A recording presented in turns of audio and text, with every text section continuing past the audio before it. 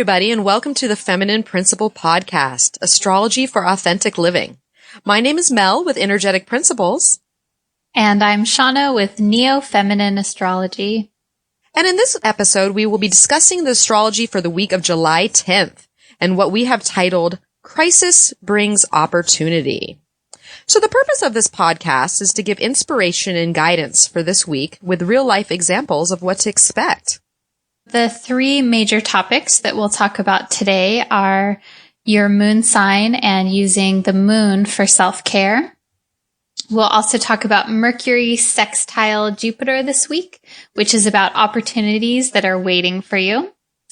And we'll also talk about the last quarter moon in the sign of Aries, which is about getting closure. And so we encourage you to remember that some of these transits, some of these topics will influence you more than others based on what's happening in your life now and based on your personal birth chart. So please notice what resonates with you most, take what you like, and always use your intuition and your logic to decide what's best for you. Yes, because you know you best. So let's kick off this week's episode with a quick rundown of the moon's path through the zodiac signs and some other minor aspects for you astro geeks out there. So the moon is now in its waning cycle, as we've just come off that full moon in Capricorn last week.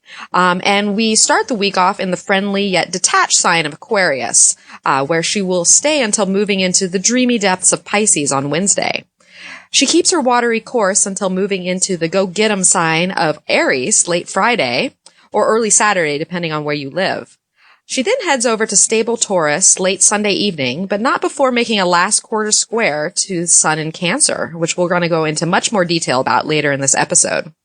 We actually have no additional minor aspects to speak of this week, and so we can kind of consider this as like a slight break from the universe, but not for long, as you will find out next week. So yeah, Shawna, let's kick it off with our little special segment that we're going to do for this episode, since it seems like it's a little lighter of a load from the planets this week. And we're going to talk about some moon care and how you can care for yourself through your moon sign and what it needs. So Shawna, you have a quote to kick us in with this segment. So please share that with us. Yes, I'd love to. So I'm excited about this topic because it's very near and dear to my heart. The quote that I chose for this particular topic is by Carl Jung, the founder of depth psychology. He says, "Until you make the unconscious conscious, it will direct your life and you will call it fate." And I chose this quote specifically for self-care using the moon because, as we'll discuss much more in just a moment, the moon is related to your emotions. It's related to how it is that you process emotions. And it's also related to unconscious behavior patterns, unconscious thought patterns, as well as your intuition.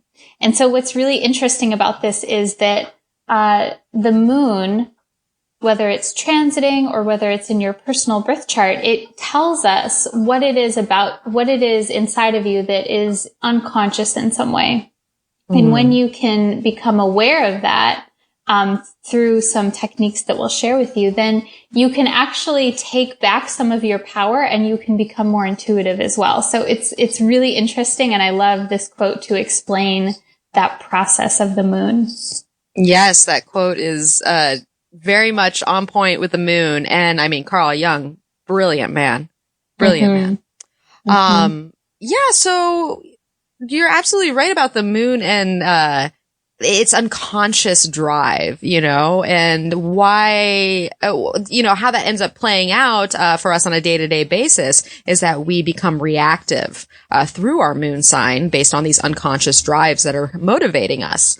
So this self-care that we're about to talk about and kind of get you more aware of, is there to kind of pull us a little bit away from, working off completely unconscious patterns, because what happens is if we're not aware of certain things and, emotions are triggers, like this is our emotional body and where we feel from. And if those feelings are so deep down, and, just deep down into the ground, and when it comes up, like it bursts, and then we end up becoming reactive. And a lot of times we create more havoc in our life, based on these emotions that aren't being addressed correctly. So Shawna, how would, let's just talk about the moon for a second. And cause I find it interesting that back in the day, cause obviously astrology is an ancient art. It's been, before we had astronomy, we were talking about the planets and how they relate to us, more than the scientific bodies that, a lot of people now study. So I found it very interesting how back in the day with the moon sign, because the moon moves so fast, the ancients were able to actually keep up with it versus the sun where, that thing goes pretty slow and 365 days have to go by for you to really see that progress. But with that moon, you could see it change more on a day-to-day basis. And so a lot of people were actually identified with their moon signs back then. You weren't an Aries sun, you were more like an Aries moon. You were an Aries based off your moon, but more so than your sun. And so I find that kind of fascinating because, the moon doesn't really get a lot of play in modern astrology, and just the little things that you read here and there. A lot of other astrologers focus on, moon stuff and the cycles like Shawna and I do. But, it's not like in the forefront as it was, when back in the day. So Shawna, what do you think about that in our not being able or not really noticing the moon as prominent as we did, our ancestors did? Oh my. Well, to be honest, I could do a whole other podcast about that. But in short, to me, it's just another indicator of our patriarchal society, because we look to the sun, we look to the masculine element, whereas the moon is the feminine element. We look to that which is bright and unavoidably shiny in order to define us. We look to our sun sign. And the moon, in contrast, is feminine. It's changeable. It's fluid. It's emotions, and it's kind of messy. It's not neat and clean and tidy. And so the fact that mainstream astrology focuses more on the sun signs versus the moon signs, to me, that's just another indicator that as a society, as a culture, we're more comfortable with masculine focus. That being said, I see that shifting a lot, and I see a lot of people that are becoming more interested and more aware of not just the lunar cycles, but their own personal moon sign. And I think this is so important because your moon sign tells you, it tells you how to nurture yourself, and it tells you ultimately how to carry out your life in a more fulfilling way. Because if we're looking at just the sun and the moon within a person, the sun is your life force. It's your life purpose. It's the energy that you are here to project spiritually. And then the moon, in contrast, is how you carry that out day to day, like the stuff that you do every day to achieve that purpose. And so, so that is exciting to me. And I think that, we need both the masculine and the feminine. And I'm excited to see us embrace more of the moon in our day-to-day dealings, and especially using it for self-care as well. Absolutely, because we have to be conscious of it, because the moon gets cranky. Like we have two Cancers here. We're definitely driven by the moon, and we understand that emotional ups and downs. And a lot of time, I think if people aren't working with the Cancer energy, like Shawna and I are, you don't really recognize the ups and downs. It's more of like an up and a down. Like you don't see the rhythm of it. It's more like, this has happened. Oh my gosh. Oh, now I'm feeling pretty good. You have to really you have to, for your own self-care, you have to start looking at how these rhythms affect you, because we're all on this lunar rhythm. but we're all accessing it at different times. One moment can be high for me and can be low for another, and vice versa. So it just depends on where your moon is and where the moon might be aspecting that day. Like say, you know, if you have an Aries moon, chances are when the moon's transiting through Cancer, Capricorn, and Libra, you're going to feel it. You're going to feel a little on edge, and those emotions are going to kind of get roared up, and you're going to be challenged in some way in your feeling process and your reactive process and how you respond to things, because the moon is about response. It's receptive. So that being said, the moon is really tied into also our early conditioning, and our mother, right? Mm-hmm. And that's where those unconscious patterns kind of lie, because things happened to us before we were able to consciously process them.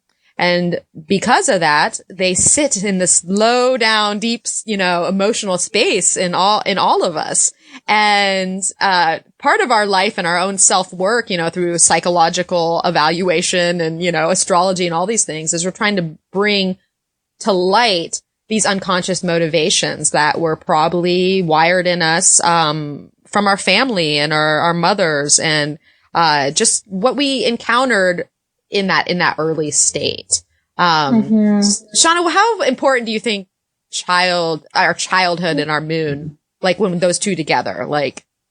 Yeah. Well, and so I think I love that you bring that up, Mel, because, what I find fascinating is that the moon, it is related to, it gives indications as to how you experienced your childhood environment, like how you perceived your family to treat you, and especially your mother. And what's interesting is that, from a psychological standpoint, when children are under the age of 5, that's when they're like little sponges and they're taking on everything in their environment. They're learning, because their brain waves are literally, they're literally different. So all of your unconscious, subconscious patterning, most of that, is created under the age of 5 years old. And so it's interesting that the moon is related to the unconscious patterns that we have, and it's related to childhood and your experience of the mother. I think that and I think that, I want to also clarify that when something's unconscious, that doesn't mean that it's bad. That doesn't mean that there's something wrong with you, that you have these unconscious patterns that you need to like clear. And, it's like we all will always have a certain amount of unconscious material. And what I find is, the more that you get to know yourself, the more that you get to know your patterns, your triggers, your responses, those tender spots for you, the more that you can ultimately give yourself what you need, the more that you can create a healthy routine of self-care for yourself. And so like I'd like to give an example of what that might be like as well. Just I'll use myself as an example. What better example? Yeah. So like, what would this actually look like? What does it look like to know your moon sign and to give yourself self-care based on your moon sign? So for me, I'm a Cancer. I'm Cancer sun, and then I have a Leo moon. And so, Cancer, the sun in Cancer, is about nurturing. It's about, giving and receiving, nurturing, and, having this sense of security and safety. So that's what I'm here to express. The moon in Leo, in contrast, Leo is about, giving and receiving appreciation. It's dramatic, and, people with the Leo moon, they need appreciation. Like it's a non-negotiable. And so, different ways that could manifest is a Leo moon person, if they are not getting appreciation, if they're not feeling appreciated, they will be dramatic. They will be like, a little bit bossy, and they might even be really selfish.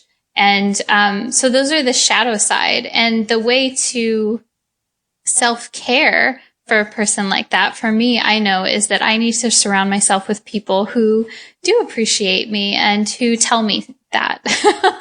Yeah. So it's like it's the more that you can get to know what it is that your moon sign needs, the more that you can give that to yourself in healthy ways versus it becoming this unconscious reaction. And then there's like a desperation kind of thing that happens. So it is like proactive self-care to do it in that way. Well, yeah, and that's where the sun comes into place here. Because if we're talking about the moon and its reactive qualities, in a sense, like you're talking about, if you don't get that attention and appreciation that the Leo is looking for, you're going to get all like more in people's face. Actually, you're like, wait, you're not paying attention to me over here, here, and you're like, to me now. You're like dancing in front of the person, like, which is not attractive. Which is not attractive. And I hear you, because here I have a Capricorn moon. And so here, Shawna and I are both Cancers, like a couple days apart from each other, but we have completely different moon responses. And I have the Capricorn moon, and which is all about, I have to, in order for me to feel safe and secure, because essentially that's what the moon's doing, and that's what the nurturing is doing, so you can feel that security emotionally, is that I have to feel that I'm in control to some extent. And that's a tricky little, wave to ride, because that you can have control in situations and you might not have control in others. But when I'm feeling the best is when I'm really accessing my own power. And I'm able to take control of my life. Versus, and like take some time to plan and strategize. Like a Capricorn moon loves to sit down and plan it out, like, let's think about this. Let's get on our ambitions and, but I think as far as self-care goes with this moon, in particular, I would say that, us Capricorn moons need to really take the time to check in with ourselves, because a lot of times we can go cold. If we have emotions that come up, it's easier to suppress them and send them back down to that unconscious realm, which is not really unconscious anymore, because it's expressed itself enough to, shed some light. And so when that happens, when your feelings, no matter what moon sign you are, when your feelings come up enough for you to feel them and you're consciously aware that it's there, no pushing down is going to make that go away. It's there, and it's best to sit with it, and do, some self-care regimens around your cranky little baby, the moon. The baby is crying and it needs some care. Depending on where you are. And it's really about like reparenting yourself, I think. Yes, that's great. Yeah. Because not all of us got the nurturing we need, and it's a testament to a Capricorn moon here, is a lot of us didn't get the full nurturing we need. And that's why we can push our emotions away and we don't address them as much, because it wasn't, a common thing, at least in my upbringing, to really talk about emotions and be emotional and affectionate. And, because affection can also come from the moon too. When you're feeling good, you want to share that with others. And if you're not feeling good, you can block yourself off from others, and create, havoc in your life based on some unruly emotions. It just depends. And some moons are stronger than others. So depending on where your moon is, you could be a little more moony than other people. Like if you have a Cancer moon, if you have a Cancer moon, that's different than a Cancer sun. Like here, like Shawna was saying earlier, we are expressing ourselves through this energy. You're feeling life through this energy, and it's super sensitive. So for you Cancer moons out there, you have to address any, that childlike insecurity that comes up and any emotional worry that surrounds you, because that can be a cyclical thing.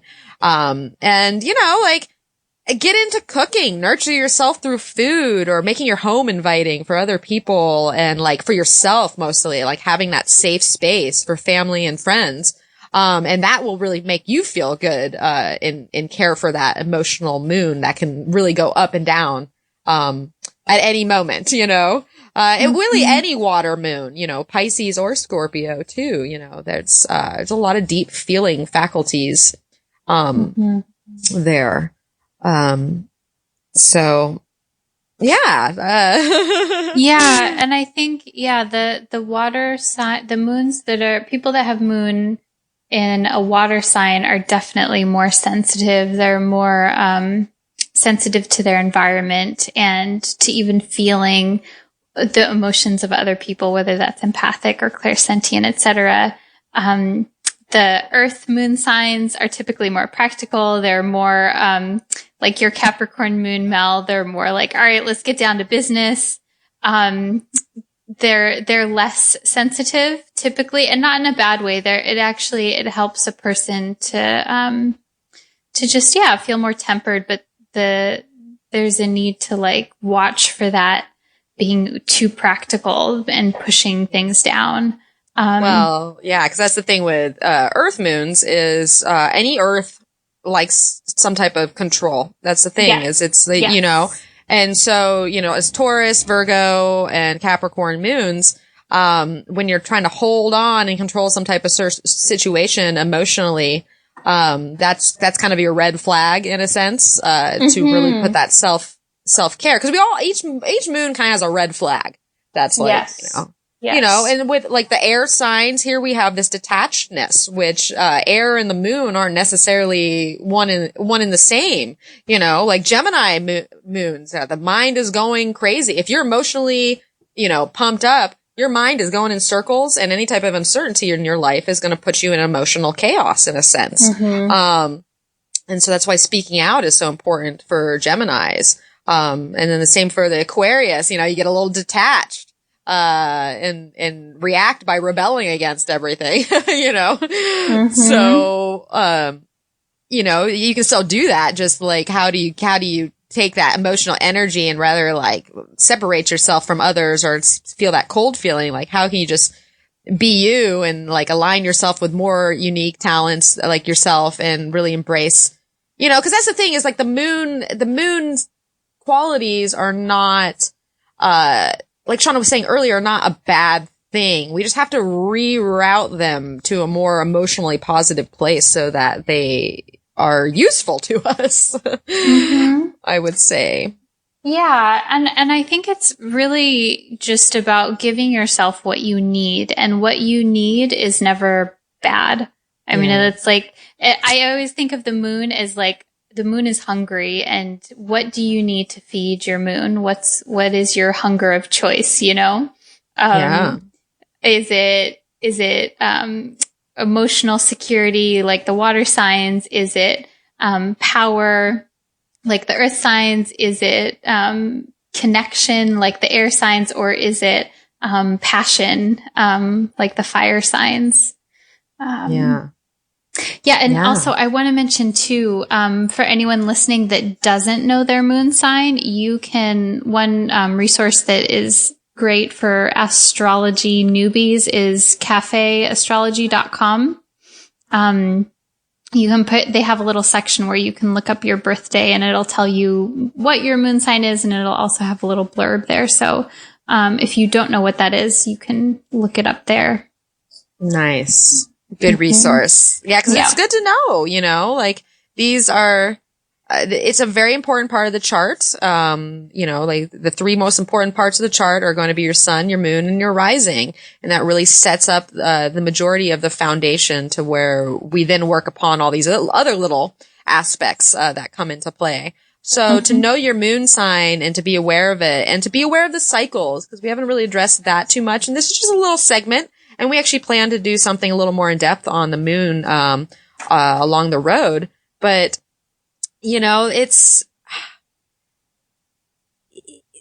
I totally forgot what I was going to say. That happened. Okay.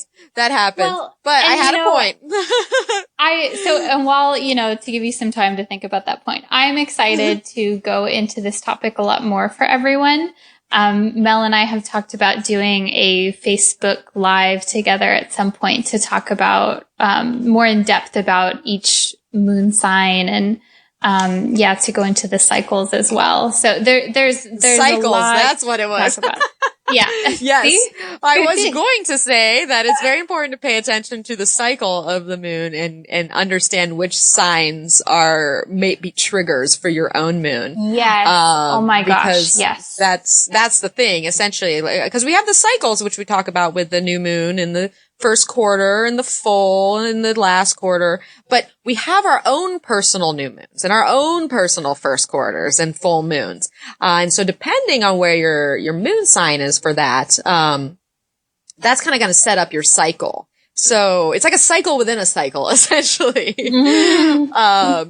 So we just wanted to talk about this, and the importance of, caring and nurturing, for your moon sign, just because we came off that full moon in Capricorn last week, that is really, building up a lot of change in everybody's life. And it might have been intense for a lot of people, especially with Pluto there. And we did a lot of releasing, and readjusting in some ways. So Shawna had this idea for this segment just to kind of get us in tune with our own emotions and moon signs. So more on that later. Yes. Yes. So, all right. So let's move on into a couple of the transits that we have for this week that we're going to talk about. In the first one, we're going to talk about Mercury in Leo sextiling Jupiter in Libra. And that's going to be exact on Friday, July 14th at 1:46 p.m. Pacific time, which is 8:46 p.m. Universal Time, and Saturday, 6:46 a.m. Aussie Eastern Time. And that will be happening at right on 15 degrees Leo and Libra. So, Shawna, give us the quote you have for this, what we've titled, Opportunities Are Waiting for You. This quote is by the actress Audrey Hepburn, and she says, "Opportunities don't come along often. So when they do, you have to grab them." And I like this for this particular aspect because, so we have Mercury in Leo. Mercury in Leo is dramatic. It's about your mind, your logic, your thought process. And then Jupiter, which is about opportunities. It's about synchronicity. And, Jupiter always brings an element of expansion and inclusion. And so it'll be really interesting to see how everyone is feeling this week. But my sense is that last week we had the full moon, we had Mercury squaring Uranus, which created this like emotional breakdown, breakthrough kind of feeling. And so last week, I'm wondering if something happened, if something shifted, if you had a little awakening or an aha moment. And so this week is the time to take advantage of that, to investigate or to take advantage of opportunities that may be presented to you. And so this is it's a sextile, so that's why I selected this quote, that it's not like something's just going to be handed to you on a silver platter. It's like, what can you do? There's a need to seek out the opportunity this week. Yes. And there's a lot driving this opportunity. That's the thing. And beyond this, Mercury Jupiter connection, there's actually a lot of other connections that are happening right at the time of this connection that are bringing in the juice that's needed to really utilize this moment of opportunity, such as Venus, who's now in Gemini. Because last week we basically had some shifting going on. Mercury moved into Leo. Venus moved into Gemini. And so we went from this water earth combo to now this fiery air, and things are kicked up a little bit more. But that being said, Venus and Gemini is in a loose trine with Jupiter and Libra and approaching that sextile. So there's a social element. I feel like there's a social opportunity, here to really, communicate with others, and get yourself out there in more social settings to find opportunity. But what really sticks out, there's so many things about this aspect to me that are really being played into the other aspects going on. And the one that sticks out the most is that this sextile is forming what you call a yod, to Neptune and Pisces, and what, astrologers call the finger of God. And so how that works is basically you have this sextile with this opportunity, that this thing that you have to act upon, these two energies that are working together. And when they both in conjunct, which is 150 degrees to another planet, it creates this finger pointing at something. And it's like saying, okay, here's this opportunity. There's this Mercury, Jupiter opportunity, but the finger is pointing at Neptune. So in order to get that opportunity, there's an element of that Neptunian and Pisces, energy that has to come in, in order to make that happen. So with that in conjunct, with both of those planets in conjuncting in that yod, there's an adjustment that needs to be made in order to grab these opportunities. Like Shawna was just saying earlier, it's like you can't, they might be waiting for you, but like Audrey Hepburn saying is like, when they do, you gotta grab them. And sometimes in order to grab them, it requires, if you were talking about Pisces and Neptune, it might require some sacrifice. It might require, some really getting down in there of if this is your spiritual path or not, cause Neptune is there. And there's even more going on we could talk about, but let's just talk about that for a second. What do you think about that Neptune being there, Shawna, and like pointing at that? Yeah. So I think that, Neptune being the focus point for this yod is really, I think it could be tricky because Neptune on the high side is about spiritual connection. It also makes me think of maybe if, you get an idea or a vision or a dream as guidance. That's a Neptunian kind of, hey, that's a Neptunian prodding, so to speak. But at the same time, I don't want to forget about the shadow side of Neptune, which is delusion and fear. And, so yeah, like I'm wondering, like with Neptune, I'm wondering, okay, what is the motivation that's happening for people? What's motivating you to go after this opportunity? Is it that you have an inspiration, a dream, a vision, or is it motivated by fear? And so I would really watch for that. Like, are you going towards something that's exciting and enlivening, or are you trying to run away from something? So I would tend on the side of like noticing what feels inspiring. That's what comes to mind for me with this. Yeah, because, aside from that Neptune, kind of being the finger pointing to, this transit, we also have, Mars trining the Pisces moon, there. So we have the moon in Pisces as well. So there's this ending element. There's this sacrificial type of, going back in and like restarting a cycle in a sense to grab these opportunities. To me, and the moon is also conjunct Chiron at that exact time. So there's all these factors in play, and I feel like taking these Leo and Libra opportunities, especially, cause we have that Leo, Mercury just wants to express itself. Like it wants to get itself out there, wants to be known. It wants its ideas to be heard. With that sextile Jupiter, it's like, how can we make that happen? How can we grow that? And here we have Venus supporting it. There's a lot of support, but there's also a lot of adjustment. Because if all those things that we were just talking about aren't enough, the sun is actually in conjunct with Saturn that day too. So there's one more adjustment to this opportunity. So I feel like we have these opportunities in place and they're probably really exciting to us. And we want to do them. But maybe there's something that we have to let go of first to make it happen. Maybe we have to fight the fear of, fight that Pisces fear, that Neptune fear, to get out there socially, like that Venus and Gemini, and to talk it up and get your ideas out there. And, So there is that play. It's like a two-sided sword, essentially, this transit. But I feel that it's very positive as long as you make some changes.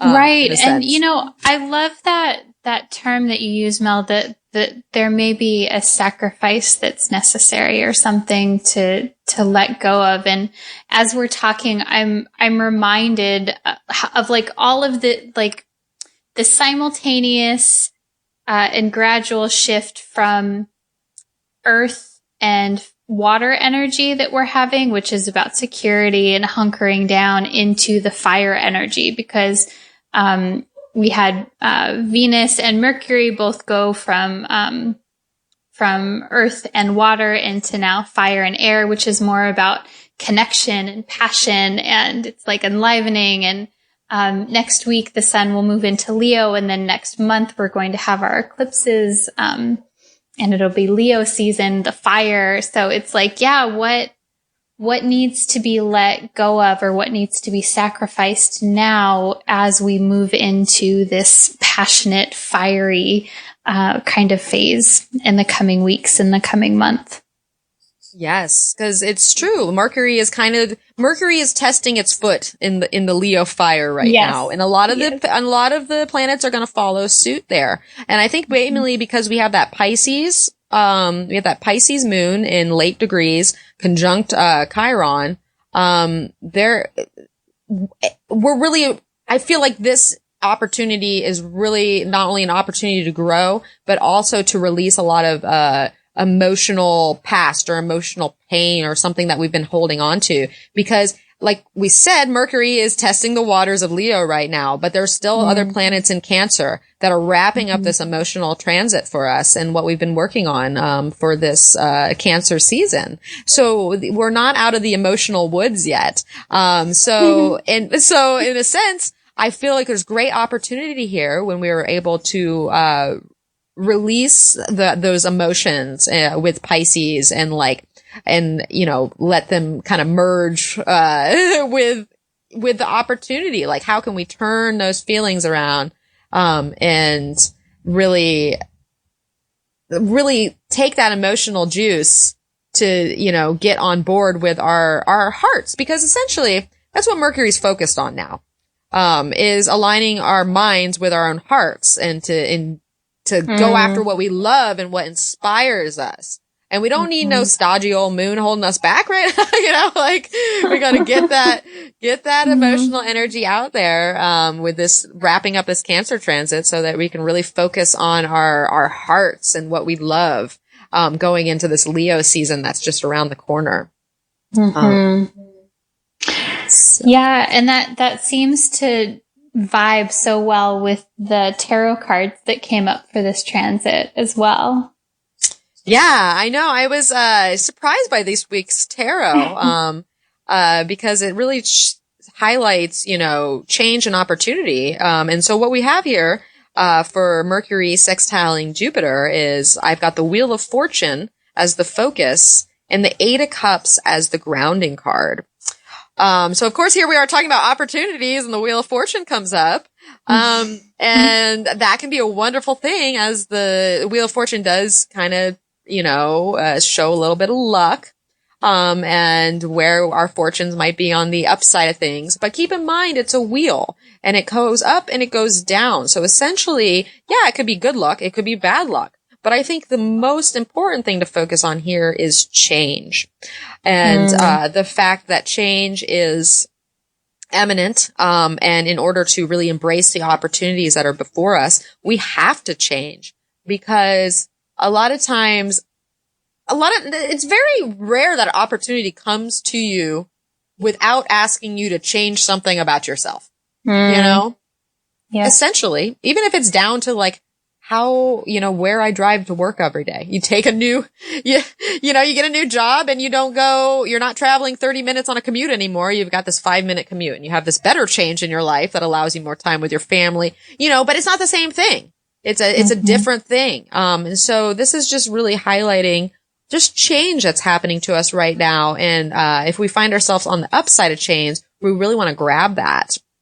And with that Eight of Cups being there, that Eight of Cups to me is really speaking to that Pisces energy and having to let go, in order to find something more spiritually rewarding, in order to grab that. So Shawna, what do you think about these cards? Yeah.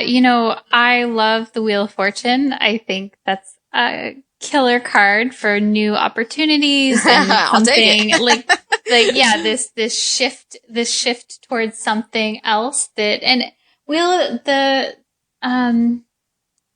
of Fortune, it always reminds me of moving towards something that you're compelled to go towards, and where there's a certain element of destiny, there's a certain element of fate. You're like, yes, like I am supposed to be here, or I'm supposed to go in this direction. And so I think it speaks to looking for that feeling. And if you don't feel that, like, I love one of my favorite marketing people, Marie Forleo. She's like, if it's not a hell yes, then it's a no. Like, if you're not like, yes, oh my gosh, I'm totally stoked, then that means no, don't do it. Yeah, that's true. Yeah. True. And with the Eight of Cups also, it's like, yeah, there's on the card, the picture of this, on the Rider Waite, there's the picture of this person turning away from something. Like, there's something that needs to be left behind in order to go towards what it is that you want. So yeah, I think it's like there may need to be, like you say, Mel, a change or something where you're like, oh, like I'm needing to do something different here, and a sense of even loss maybe, but that we're going towards something that is new and fresh and enlivening. Yeah. And, I totally agree with that, because it's like I don't want to get too focused on the loss or the sacrifice here, because, I feel like we have a lot of strength within our emotions at this time. And this card actually kind of depicts that. Cause if you're able to walk away from something, that you once were emotionally attached to, in search of a better something, like that takes strength to do that. And that's why this card is the Eight of Cups, and it's associated with that strength card. But I really like that, because here we have Mars and Cancer trining that Pisces moon. So our emotions are strong, and we are ready to let go of things that no longer serve us, in a sense.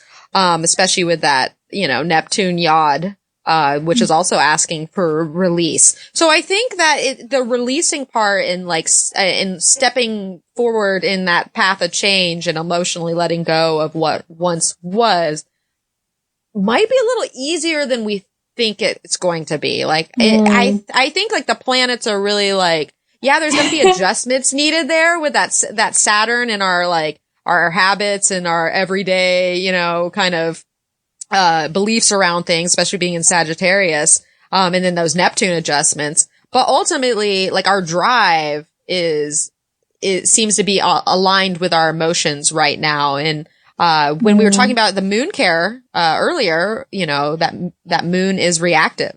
So all these things, everything that we're talking about now, like, that all energy is at play. But honestly, that Pisces moon will be the reacting part. That will be what takes action. Or not action, like what drives us emotionally to want to respond, through action or through communication or through meditation, to let, something go and to appreciate, the changes that are happening all around us. Because I love, the fact that the Wheel of Fortune there, it's beautiful, because it's actually the trump card of Jupiter. It represents Jupiter. And here we are talking about this sextile.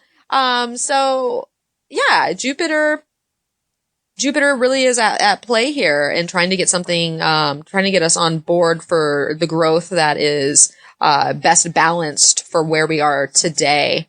And I think everything moving into Leo, and that Mercury stepping its first foot there, like Shawna was talking about earlier, is that, yeah, we're just getting on touch with our hearts, and our passions in life and what we personally want. And we're slowly moving to that solar eclipse, which is conjunct the North Node, which is in Leo, which is, once again, what do we want? What does our heart say?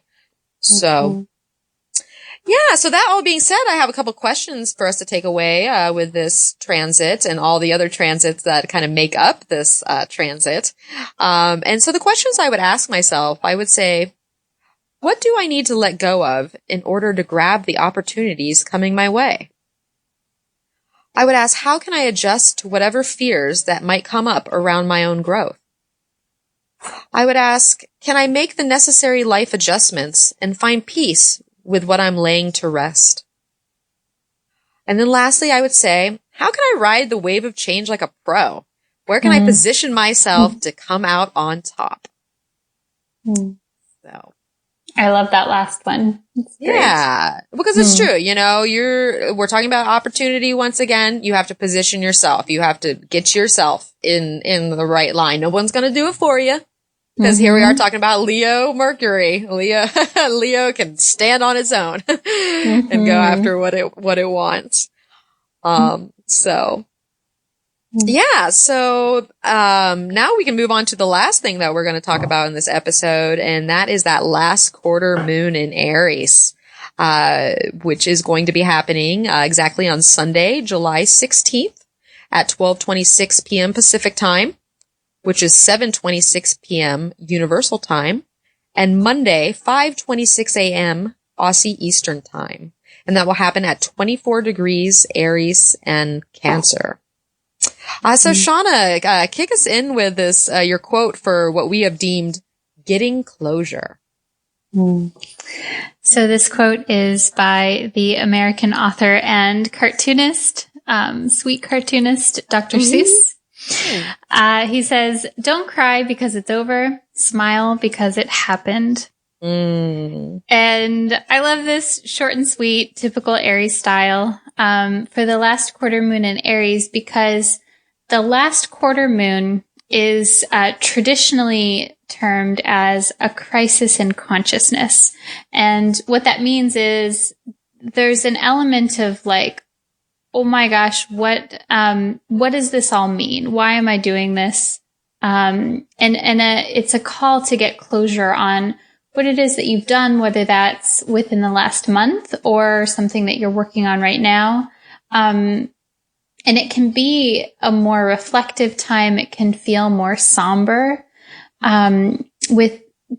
With the last quarter moon being in the sign of Aries, though, I'm wondering, like, there may be also like a sense of urgency to wrap things up, or to be like, okay, like I need to finish what I've started, and so that I can go on to the next thing. Like I'm definitely feeling like this sense of restlessness, which is Aries. And so I like that may be something that you feel, and I don't think that impatience is bad. But I would definitely channel that towards getting closure on whatever it is in your life that needs wrapping up or needs tying up of loose ends. Yeah, and I love that, because I almost feel like we're approaching the closure through that Pisces moon. And now the Aries moon is really kind of assessing it. And because Aries is really all about new beginnings, right? You know, like it's that cardinal push to something new and exciting. So I feel like this last quarter is actually going to allow us to like kind of like passionately inspire us to be able to go past what we did get closure on and what we have released through that Pisces stage. And really understand what's ended in our life and really feel excited for what's beginning. You know, because once again, this is another one of those aspects that there is a lot in play here. This is kind of an easier week in a sense for what's going on. And then next week, when you hear our podcast next week, Shawna and I will have a lot to share with you, because next week is on fire. That being said, this last quarter Aries is getting some of that energy that's brewing up.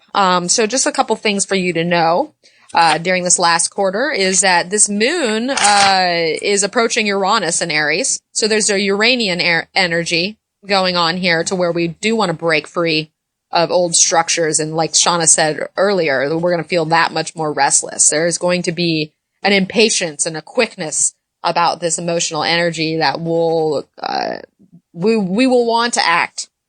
So that's where we have to really get in touch with how we're acting. And, once again, back to that emotional moon self-care that we talked about earlier on in the episode. You know, like a great way to release during this time with an Aries last quarter is to get some exercise, get out there and, you know, burn some things off. And, if you have any frustrations or, you know, that it's, as Sean and I were just talking about earlier, it's like a crisis of consciousness, you know, like it's a lot of inner work that happens in the last quarter. So if you're feeling that impatience and you're feeling that restlessness and are just all fired up, like go take a run, go, you know, do something that, kind of stimulates your blood and gets it pumping, or whether that's exercise or something that kind of gets your adrenaline going. You know, that this is kind of the time to do that.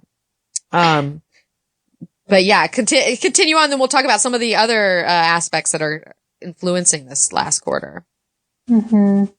Yeah. So. And I think too, what I notice for people that have Aries moon natally, and I think this also applies to this particular aspect, this point in time, is that it's important to do things that result in an immediate, like you get an immediate return on your action.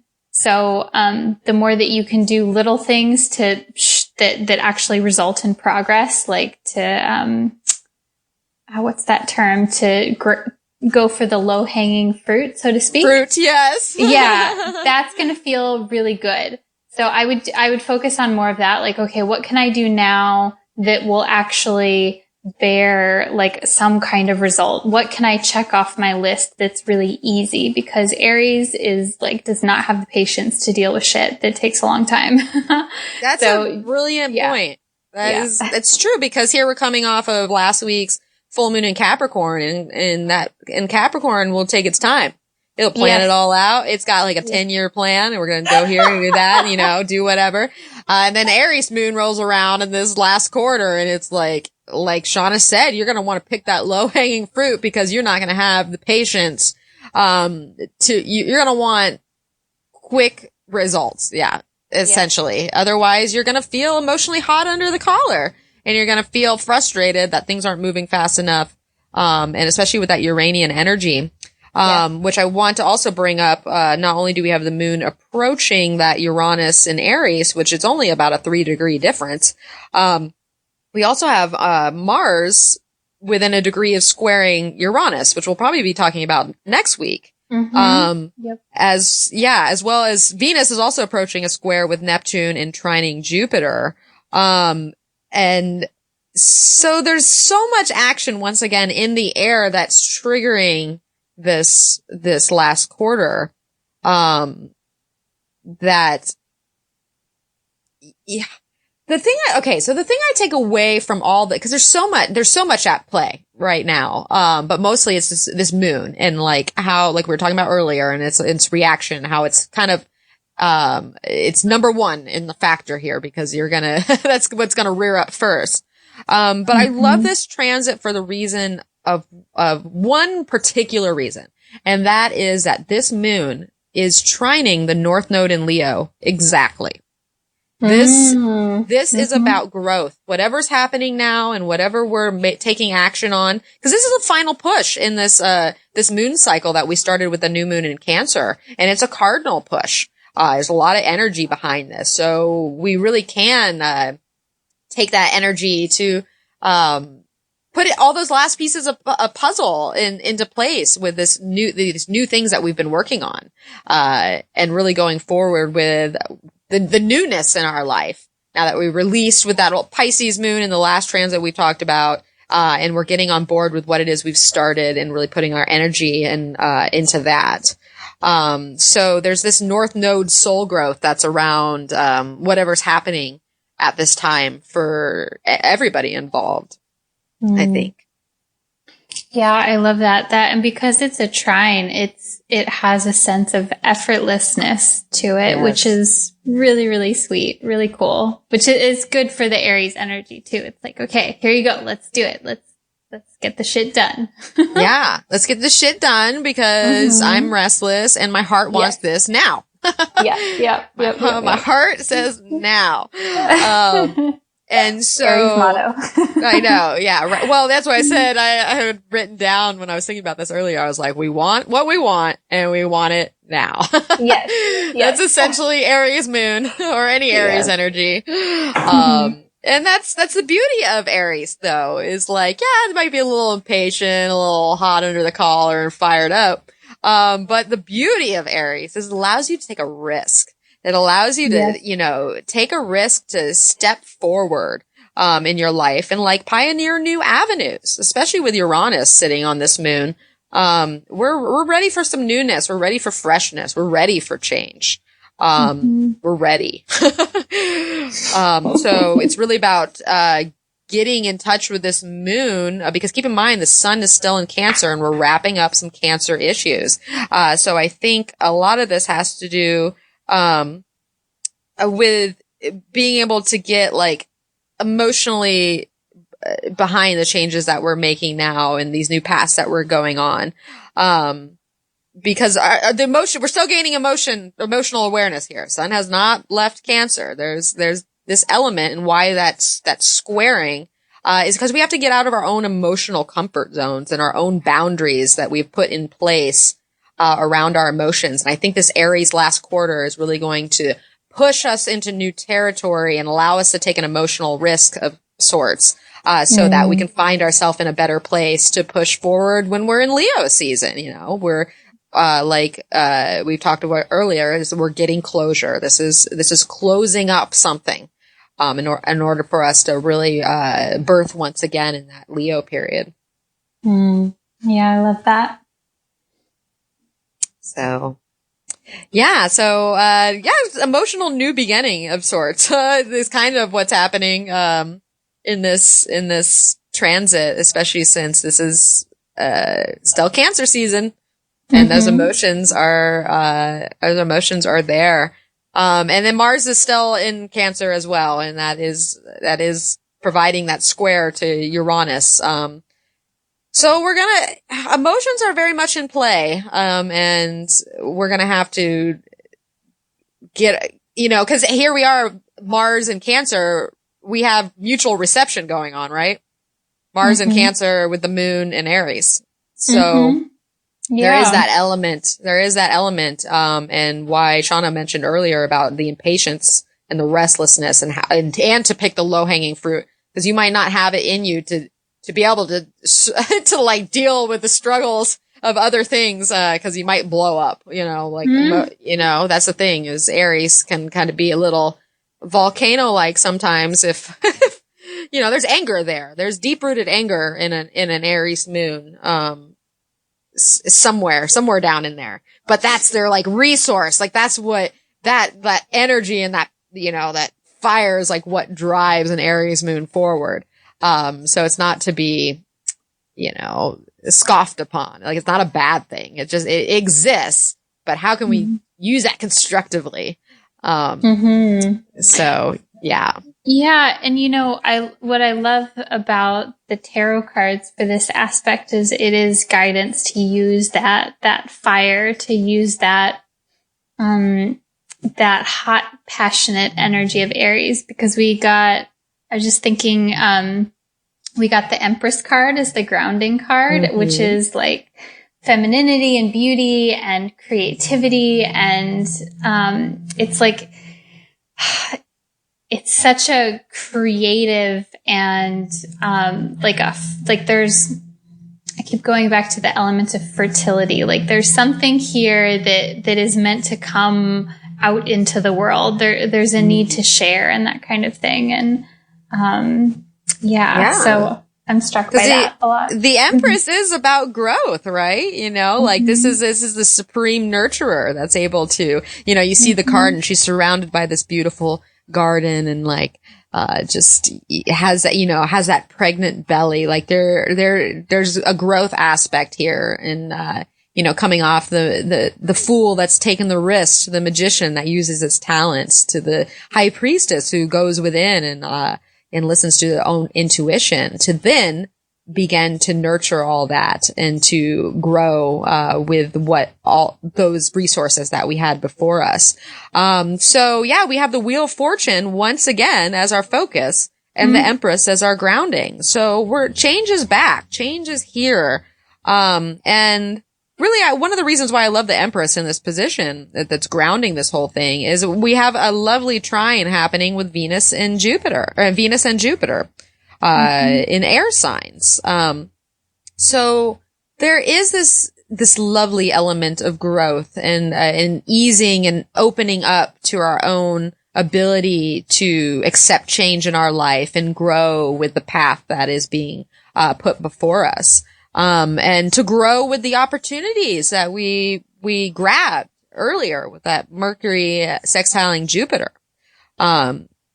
So I feel like even though this is like a crisis in the sense of like your own consciousness and finding closure and developing, somewhat patience around these new beginnings that are happening. This is all growth based, especially with that trine to the North Node. So yeah, we're all really just giving birth to new conditions right now. And just be aware that changes are probably going to happen. Like once again, we're talking about this wheel. It's not always luck based. It's a change based. You could be up, you could be down. But with all that Uranian energy happening, whatever happens, whether you're up or down on that wheel, just know that in the end, it's really for your own growth. Because whatever happens is being essentially nurtured in some way to get you to where you can grow. So. Yeah. And one point I really want to echo with all of this too is with the energy that we have this week, with that yod that, Mel, you were speaking of, where it's Mercury and Jupiter and, Neptune. And then also the fact that we have the North Node in Leo, like all of this energy is about embracing what it is that you want, embracing what it is that brings you joy. Not like, oh, what should I do? Or what does so-and-so think I should do? Or what's the most logical, thing to do? What can I do to avoid feeling rejected? Like, no, that's not, not where you're going. You're going somewhere where you can use your expressive and creative talents for good and where it's fun for you, where you enjoy things. Like that's really what this time, and especially as we shift towards the eclipses in August, which we'll talk about a lot more later, but like, it's like, okay, where are you going to have fun? Where are you going to light up the world? Yeah. Well, I love that because once again, we're talking about an Aries last quarter. And maybe the crisis of consciousness comes up around stepping into your own individuality and going after what it is you want. And, because Aries is interested in what it wants. It, it's going after its goals. It doesn't stop to think about what other people care about. That's what its opposite Libra is about. Libra is the one like, oh, will they like that? Or am I going to be loved enough if I do, So here it is. That's the exact point that might be coming into play is how can we step into our own individuality and really embrace emotionally what it is that we want for ourselves and have the courage, because Aries is also about courage to take the risk to go after the things that we want out of life. And that could be the challenge because we all want these things. But a lot of people don't get to what it is they want because they never take the risk. They never have the courage to do so, or they don't feel secure enough to step into their own direction and their own, individuality and what it is that they see for themselves. So I think that, this last quarter in Aries really could tie into, cause we do have actually another inconjunct happening that day is Mercury inconjuncting Pluto. So there's, that Mercury and Leo's needs a little bit of an adjustment around the changes that are happening too. And, what old mechanisms we are releasing so we can step into that Mercury and Leo, what it is that we want to feel, get our mind and our heart on the same page. and release what no longer is working so we can be us. Just be you, you know? And so that's what we're essentially striving for here. Cause we're going to wrap that up and then start with that new moon in Leo, which will really be focusing on what it is you love and what it is you want and, what the heart, is speaking. So, yeah. So that all being said, let's, there's a couple questions to take away for this last quarter in Aries. I would ask, how can I release any impatience or anger that is surrounding me? I would ask, do I have what it takes to take a risk that's centered around my own growth? And I would also ask, where can I use this energy to foster new emotional beginnings in my own life? How can I initiate harmony within change? So. Love those. Yeah. So what a week. It's so strange because it's like it's like the eye of the storm in a sense. I feel like, that's not meant to scare you. It's actually, I find it incredibly intriguing because the more that we're all adapting these changes that are happening within our lives, I don't know about you, Shawna, but the more exciting it seems. Like, it's challenging, but God, it's, you know, maybe that's all the fire energy in me, but I find it exciting. Yeah, I think, you know, what I've been stewing on a lot lately is how much, for me, I experience things moving in cycles. And that could be because I'm a Cancerian. It could be because I'm a woman. It could be just because I'm a human being. But I notice that day to day, week to week, you know, sometimes I'm up and I'm like, life is great. And everything is going to work out. And I'm so happy with the way that my life is now. And then some days I'm like, man, life is hard, you know? And so, it's really interesting to correlate how I'm feeling with the transits of the moment. And I think that the more that I pay attention to it, and even the more that we do this kind of podcast, the more that I see real world examples based on like how I'm doing, how other people are doing, the more that I see like, oh, this is what that actually looks like in real life. And, that's really exciting to me. So that being said, I'm super excited for, next week and then August as well with all of that Leo energy and the eclipses. It does feel exciting. Yeah. I mean, change is on the horizon in every aspect of your life, in your loved ones' lives, in the world. You know, that is just what's going on. And we have to ride that wave, as Shawna was just talking about. So that being said, you know, what have we learned here today? We've actually learned that we have to ride the wave. And we have to think about our own self-care when it comes to our moon sign. And to really get in touch with, what may trigger us emotionally and how we can release that. Like Shawna was just saying, she has her own cycles and goes ups and downs, and I'd be willing to bet, as she would too, it probably has to do with the moon. Yeah. So that being said, there's so much power in understanding your own moon sign and its emotional needs, and how you can tend for that. And we've also talked about this Mercury sextile with Jupiter, and how that opportunities are really waiting for us as long as we are able to release what no longer is there for us, and to step in and just embrace the change that's happening. And then lastly, we talked about the last quarter moon in Aries, where we're getting closure. So Shawna, do you have some action items for everybody to take away this week to work on?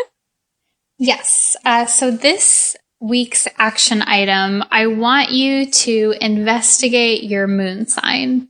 So whether maybe you know it, maybe you don't know what it is, you can do a Google search, how to find out my moon sign. You can go to astrologycafe.com or cafeastrology.com and look it up. And if you already know your moon sign, maybe Google it and see if it resonates. I guarantee you some things that you read will resonate and you're like, oh my God, this is so me. And then some things you'll be like, That's not me. I don't want you to look for just like trying to like necessarily define yourself, but I want you just to know what it is and then to see like what you resonate with and what you don't. It's not about like finding the exact definition. This is more, I just want you to get in touch with that part of yourself, like the part that resonates with you. And, from there, you know, maybe you know what it is that you need to give to yourself. This is the action item for this week to investigate, to find out your moon sign, because I find that whether I'm doing a session for someone or if it's just a casual conversation, people feel a lot of validation when they find out their moon sign.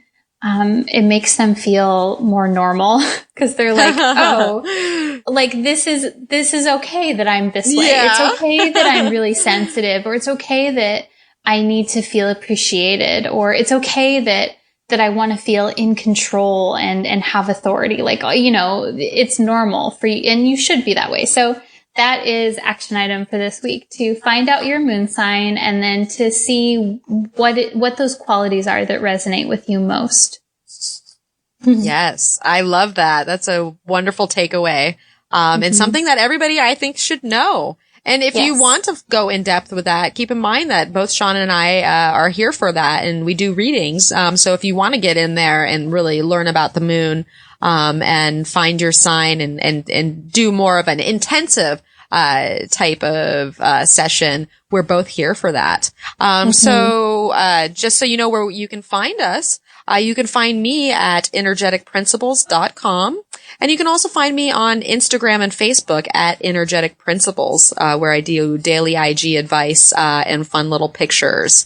And Shawna, where can they find you? You can find me at neofeminine.com. And you can also find me on Instagram and YouTube, Neo Feminine Astrology.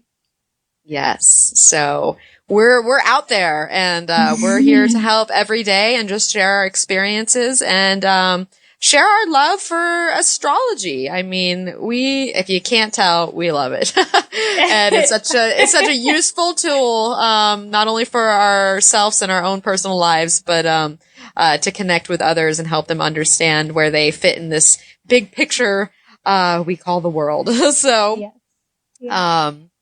so any closing words, Shawna? Anything to say and take away?